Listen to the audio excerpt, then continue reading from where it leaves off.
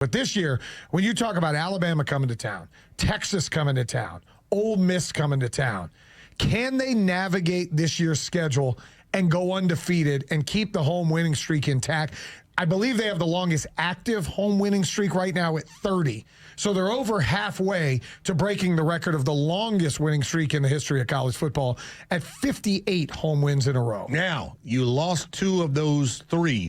You beat Texas at Texas, but you lost on the road at Alabama in a game that came down to the final play of the game. And then you lost a tough one where Ole Miss put it to you, but that was on the road. Right. So you're looking for payback for those 2 games, and the Longhorns are looking for payback for what you did to them in Texas. Well, not only Texas, in the SEC championship game as well.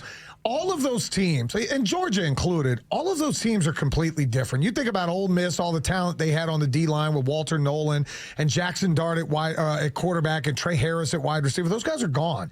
Think about Texas. Well, they're probably going to be preseason top 5.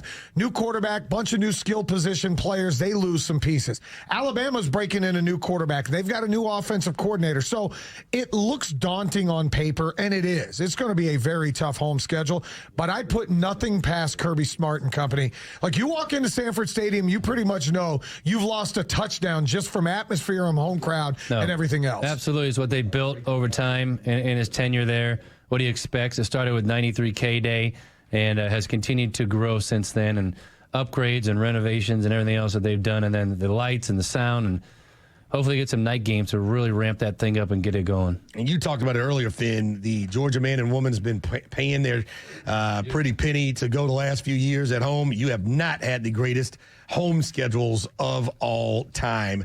And now you're going to get 3 premier marquee games at Sanford Stadium. You know, all of them are going to be in prime time to some degree. So you're going to get what you've been looking for, bang for your buck, when you have Ole Miss and you have Alabama and you have Texas coming to Athens.